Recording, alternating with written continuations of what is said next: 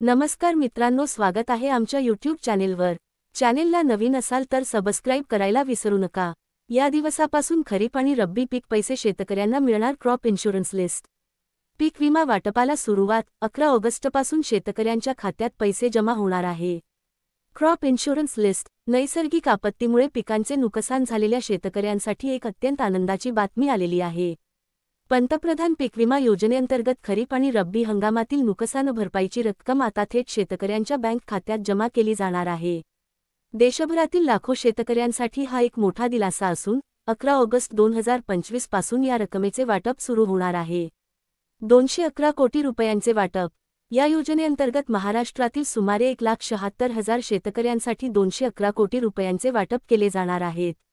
याशिवाय देशभरात रब्बी हंगामातील सुमारे 8,03,000 शेतकऱ्यांसाठी 910 कोटी रुपयांची नुकसान भरपाई दिली जाईल। यामुळे नैसर्गिक आपत्तीचा फटका बसलेल्या शेतकऱ्यांच्या आर्थिक नुकसानीची भरपाई होण्यास मदत होणार। शेतकऱ्यांना थेट लाभ हस्तांतरण डीबीटी सरकारने या योजनेत पारदर्शकतेवर विशेष भर दिला आहे।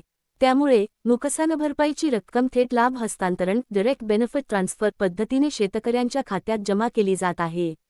यामुळे भ्रष्टाचाराला आळा बसला असून मध्यस्थांशिवाय ही रक्कम थेट शेतकऱ्यांपर्यंत पोहोचत आहे।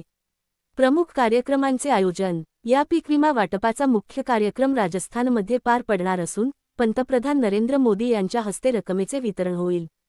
त्याचवेळी महाराष्ट्रातील पुणे येथेही एक विशेष कार्यक्रम आयोजित करण्यात आला आहे। देशभरातील शेतकरी थेट प्रक्षेपणाद्वारे हा कार्यक्रम पाहू शकतील। या आर्थिक मदतीमुळे शेतकऱ्यांना केवळ नुकसानीतून बाहेर पडण्यासच नव्हे तर पुढील हंगामासाठी नियोजन करण्यासही मदत होईल, अशी अपेक्षा व्यक्त केली जात आहे।